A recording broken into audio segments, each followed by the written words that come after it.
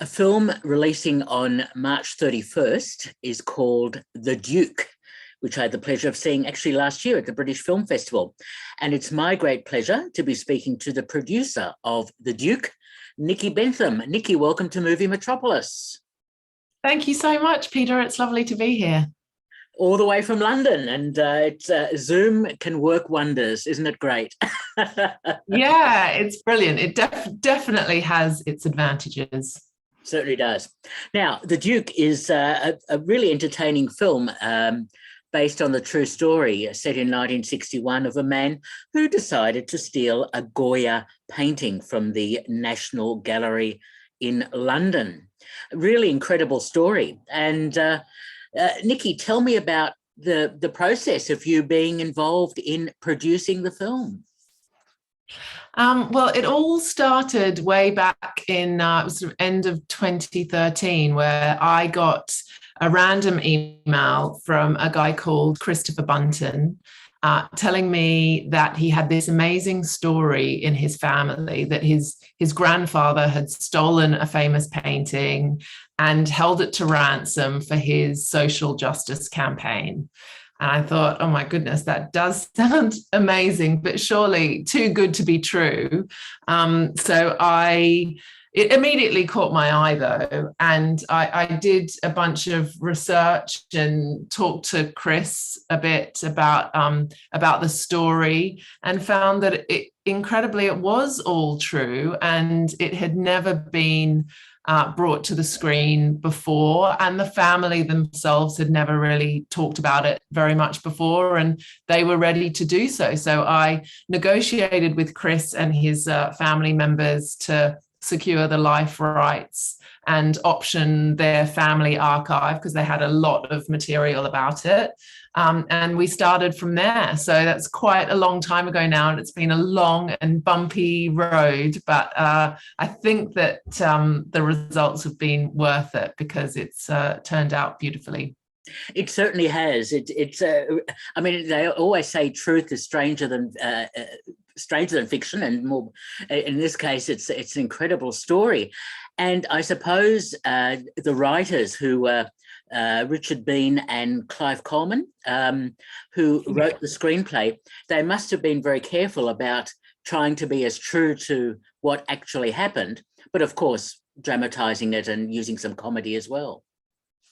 Yeah, I mean, they did an incredible job of navigating what was, I think, in all honesty, if anyone would have come to me with this screenplay and said, I've made up this story, you would have thought, oh, no one's gonna believe. I mean, it's too crazy for anyone to really buy into. But we were fortunate in that Kempton Bunton was a wannabe playwright, and so he actually wrote a memoir which was never published, and I don't think anyone ever read before I did.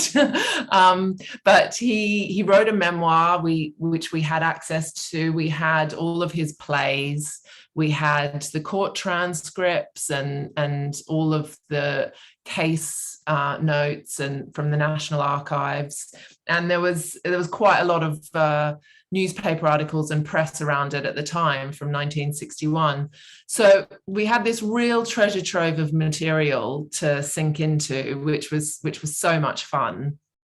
And a huge task for the writers to navigate all of that and come out with a very neat 95-minute story. But any time that we were questioning which way to go with the story or where to put our attention, we would just come back to the truth of, I mean, not just of the incredible art heist and Kempton's completely crackpot scheme of holding this famous painting to ransom, but we'd come back to the truth of the family, and what's really at the heart of the story is a family drama, and it's about this working class family who have fallen on hard times and have lost their oldest daughter in a cycling accident. And this was all true. And so they had really suffered a lot. And despite their hardship and despite, a lot of pain, Kempton always had big dreams and always approached life with a real gusto and with a lot of humor. And so it was just such a gift to have a character like that and to have all of those source materials that could kind of guide us through the narrative. How interesting to hear all that and to be able to put that all together based on having all this material. Yeah. That's fantastic. Yeah. And I think that really for the writers, the hardest task was in what to leave out, because there were so many delicious and hilarious details that we could have gone down so many different rabbit holes with. But, of course, we had to be very judicious in our choices and keep it very focused. So, I mean, probably one of the biggest liberties that we did take with the facts was that in actual fact, the story took place over about a 4 or 5 year period. In fact, he had the painting hidden in his cupboard for 4 years. And so we condensed that timeline, for obvious reasons. But really, I mean, most of what's in there is true. And down to, in fact, the portrait of Marion Bunton that features in the film and throughout the story is the real Marion, and the family lent us that picture to use for the filming. So we were very, very careful to respect the truth of their story, and I hope that comes across. It certainly does. It was really, really interesting to watch.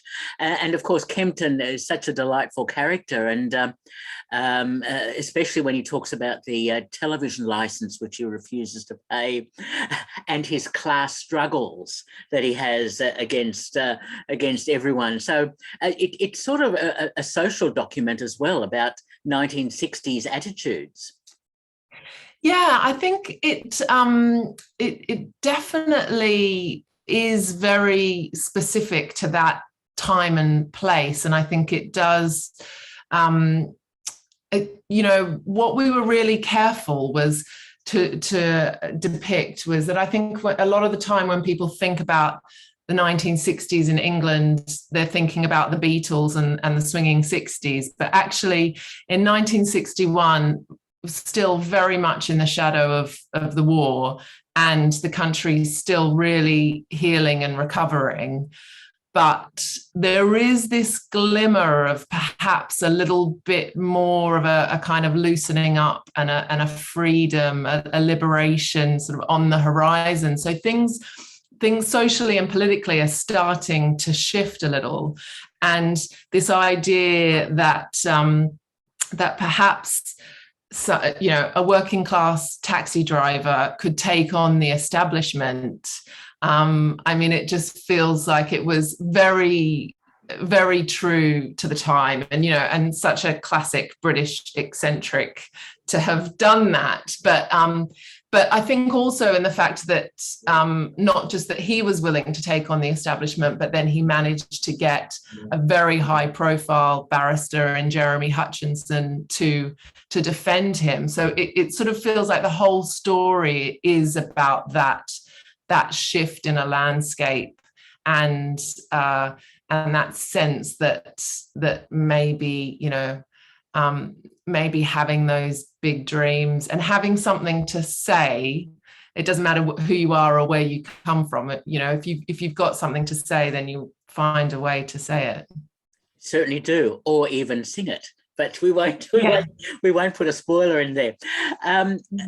Obviously, the role of producer is to get the right talent, is to get the right people involved, and certainly your casting is superb. Jim Broadbent, of course, Helen Mirren are such great performers. But of course, we should mention Finn Whitehead, James Wilby, Matthew Good. A really terrific cast. Were they easy to get?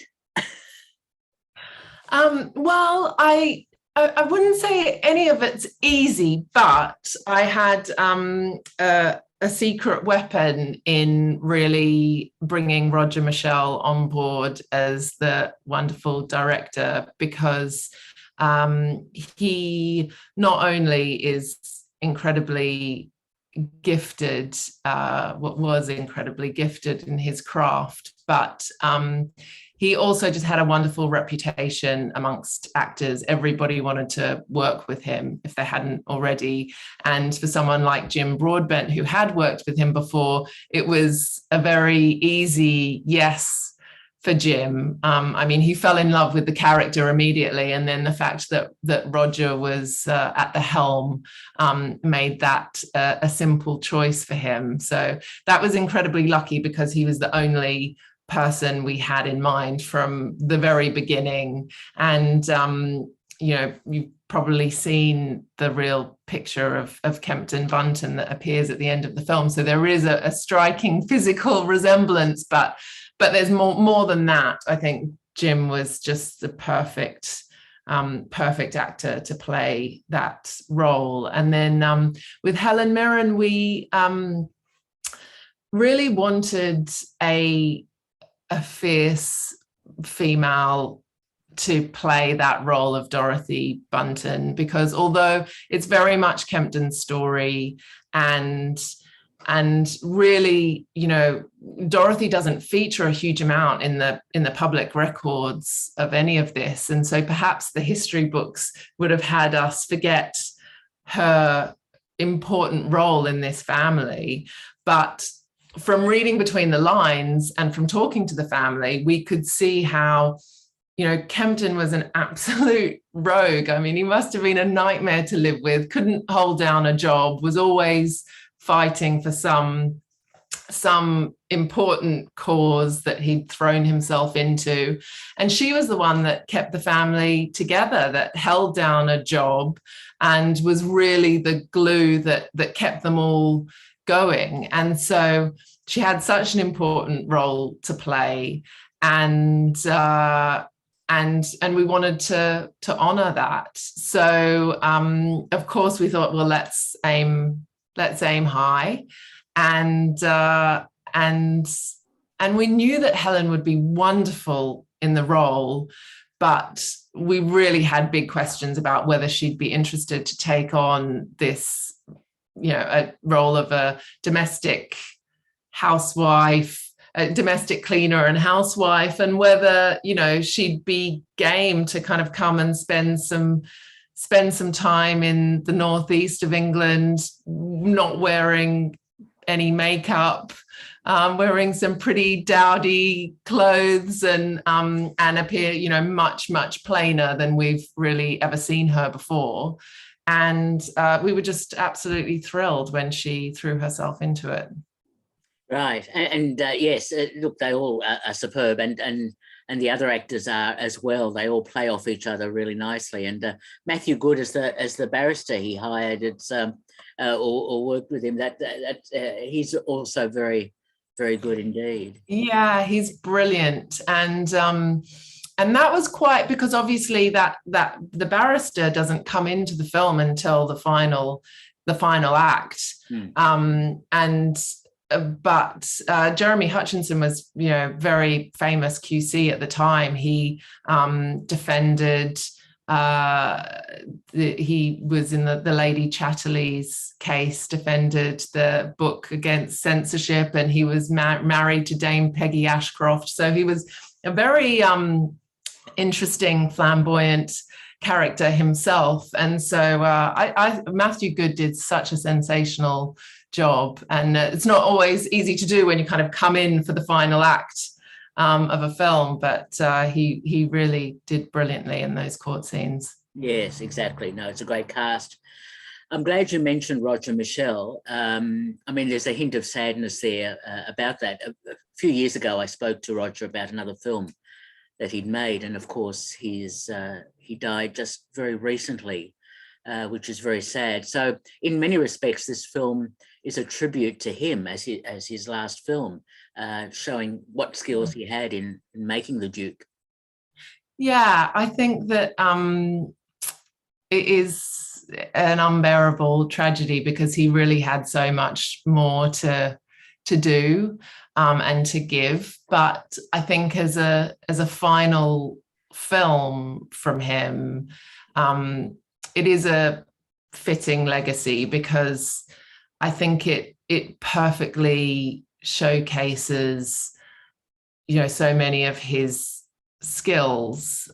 He was just really brilliant at bringing out the best in people, at making them feel comfortable, and also really feel seen. He was the kind of person who would pay attention to the details, and he was always curious about everyone and everything. And so I think that his kindness and humanity is really in every frame of this film, but not to be forgotten. He was very cheeky and had a great sense of humor as well. So I think all of that comes across in this film. And what's more, we had a great time making it. I mean, we had such a wonderful cast, and also an incredible crew. And there was just a lovely atmosphere on set. And that's really down to Roger and what he created. People just wanted to work hard and do their best on a Roger Michell film set. I mean, it's just, it was very special. Absolutely. No, terrific director. Yeah. Okay. Now, another key aspect of the film is recreating 1961, UK or England, London area, whatever. And I suppose finding the right locations and everything else associated with that must have been a bit of a task. It was a real task, and we did cast the net sort of quite widely. I mean, we obviously looked at Newcastle, but the city itself has had a lot of development and investment, and there's not a huge amount of the original. I mean, there's a lot of the original Newcastle there, but it's been sort of developed and modernized in many ways. And so we then looked towards Yorkshire and ended up in Leeds and Bradford, which is where we shot all of the exteriors for the film, because we were just able to find some areas that, I mean, frankly, they were sort of quite depressed areas that just had not had the same investment and care over the years. And so didn't have, quite as many modernizations, but we still came up against big challenges in the production design because, of course, there's street signs and there's PVC windows and loft extensions and all sorts. So it was a very careful combination of production design, some visual effects in post-production where we had to get rid of a few modern things. But yeah, I mean, the team worked beautifully together. And I think one thing that Roger really paid a lot of attention to that I think works so well in the film is really the background cast, the extras. A lot of time and effort was spent in making sure that was all authentic, and that in the streets in those times there wasn't loads of cars. There was really, kids with grubby knees playing with bin lids and stray dogs running around and bits of rubbish on fire. So yeah, I mean, I think all of those details really help to build that effect. Of course. And I'm sure that wasn't really Goya's painting of the Duke of Wellington. No. You wouldn't want to play around with that. No, the security around the painting is much, much tighter than it was back in 1961. So we didn't get our hands on the real thing, but we had a fantastic artist recreate it for us. So, yeah. And were you able to access the National Gallery of London or the courtrooms or anything like that? Well, we actually had our UK premiere at the National Gallery, which was a very special event. Great to go back to the scene of the crime.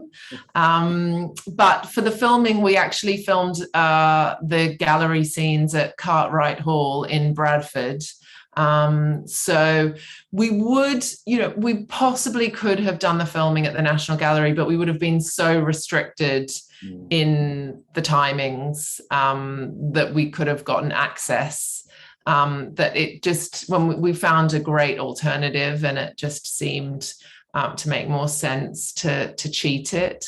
And then in the court, for the court scene, that was actually at Kingston Crown Court, which is a disused court that is the go-to favourite for replicating the Old Bailey, because again, we did manage to get some behind the scenes tours of the Old Bailey, and we were exploring trying to film it for real in court number 1. But it's very difficult because obviously if there's if there's a major case, they try terrorists and murderers in court 1, and if there's some big case that gets delayed or that comes up at the last minute, then the filming schedule goes out the window, obviously. So we were much better off finding one that wasn't in use. Very good.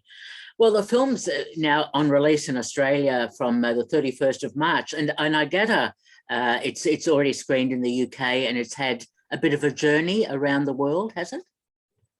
It was released in the UK about 4 weeks ago, and we've had a phenomenal response here. It's been so heartening to hear how audiences have taken it to their hearts, especially after such a long wait, because we did finish the film at the end of 2020, and we had its world premiere at the Venice Film Festival, and were due to release it shortly thereafter, but then various variants got in our way, and we felt that it was best to wait until audiences were comfortable coming back to the cinema. And so although we had a fantastic critical response in Venice, and we had a sense that the reviewers had liked the film, you just never know, especially with a comedy and something that's meant to be enjoyed in a crowd. You just never really know until it's available to audiences how they're going to react. So it's been absolutely wonderful that it's had such a great response, and I think it's really encouraged a lot of people to come back to the cinema, some of them for the first time since the pandemic started, so that's great. And then it is sort of gradually rolling out around the world, and yeah, from what I hear, it's doing really well in Italy and the Netherlands at the moment, so it's great. It is, and it's great that we're back in cinemas and everything is a bit more COVID normal, so to speak. It's interesting, when I was watching The Duke, as I said, I saw it last year in Australia, the British Film Festival. It reminded me a lot of those Ealing comedies and so on, with Peter Sellers and Alec Guinness and all that. So in its style, to some extent, it harks back to a very strong period of British filmmaking, comedy filmmaking, Lavender Hill Mob, all of that stuff, going back to the 50s and 60s, which I really enjoyed. Yeah, I think that, we definitely used those Ealing comedies as a benchmark, really, and very much in that tradition of, you know, the small person speaking truth to power.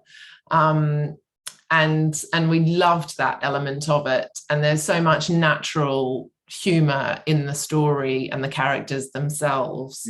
But we also really enjoyed looking back at a lot of the films from the early 1960s and late 50s as well, in that part of the British new wave of cinema. So Saturday Night, Sunday Morning, A Taste of Honey.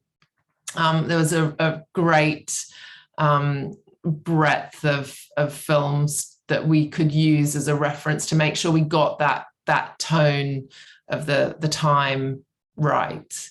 But yeah, I mean, the Ealing comedies are so much fun. I mean, a little bit, you know, they're such classics that it's a bit frightening to try and pay homage to them. But yeah, I think I think we achieved that right balance of the social realist stroke comedy. Yeah. Yes, which is a really nice combo. I like that. Nicky, I'm quite intrigued. You've produced some films, and you've also been an associate producer on Moon. I was a co-producer on Moon, yes. Yeah, so a co-producer with Duncan Jones's film. I'm quite intrigued as to your journey of being a producer, what attracted you to the role, and how you choose what you produce.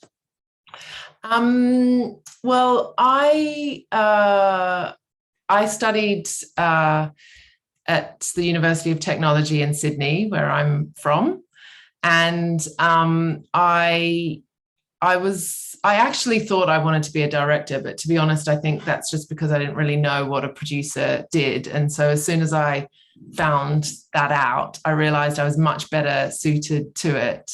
And when I moved to the UK, I worked in various production roles on independent films, and then gradually kind of got the opportunity to produce myself. And it's been, I mean, a really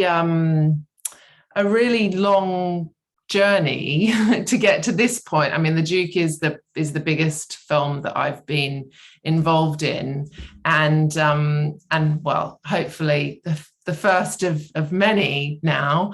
But I think that, I mean, what I've chosen along the way has really been about building my networks and opportunities, and also trying out lots of different things. And I think now I've hopefully kind of hit my stride, and the stories that really appeal to me are those untold or maybe forgotten stories from the margins that I really enjoy finding a way to reframe them and bring them into the mainstream, so that they're very sort of accessible, enjoyable stories, but perhaps not the obvious ones. Right. Fair enough too. Yeah. And it's so interesting that you're a good example of an Australian who has gone overseas and has been successful in the film industry, be it in the UK or in the US or whatever. Do you think your experience or training in Australia set you in good stead for working overseas? Yeah, I mean, I think that part of the fact that I ended up overseas was really, I mean, I came on a working holiday for 6 months, as many Aussies do. So I guess part of it is about a curiosity about the rest of the world and a willingness to travel and embrace other cultures. For me, it was never a strategic move. I kind of came over traveling, and then I, you know, just got some opportunities to start working here, and then one thing led to another, and life unraveled, and here I am.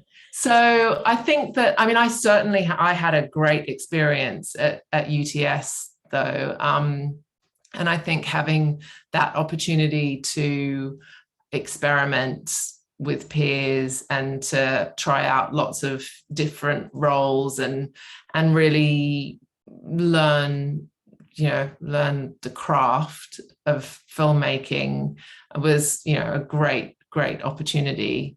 And then I did work in a small production company in Sydney for a short time after that, before I came traveling. So I don't know. I think that I mean, I was definitely, as I was studying and learning, I think there was a period of brilliant Aussie films at the time. Muriel's Wedding being one touchstone, but so yeah, I think it's probably all inspired me and gone towards, leading to where I am now. Excellent stuff. I'm really interested in your journey. Do you have any particular films or filmmakers that you particularly admire and would like to perhaps work further on in the future? That's a good question. I mean, I think there's so many. I'm really hoping that I get to work with Richard Bean and Clive Coleman again, because we had such a great time writing this script. I'm a big fan of Lynn Ramsey.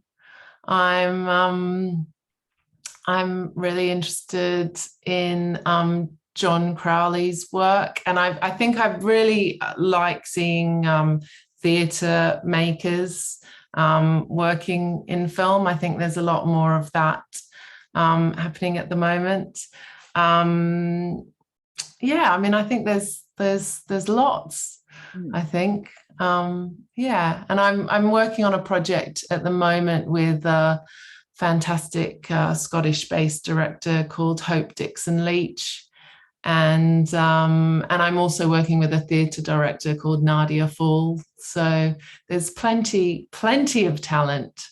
It's just about finding the ones that are available, because there's so much happening at the moment that it's quite fierce competition. Certainly is. Well, look, congratulations on The Duke. Certainly it's a fine film. I'm sure Australian audiences will be flocking to it when it's released on the 31st of March. And it's been a great pleasure talking to you. We've been speaking to Nicky Bentham, the producer of The Duke. Go and see it. Nicky, thanks so much for talking with me. Thank you, Peter. That was lovely. And I do hope people go and see it in a cinema, because I think everyone could do with a bit of a laugh these days. Absolutely. Good to talk to you, Nicky. All the best. And you. Thanks so much. Bye-bye. Bye-bye.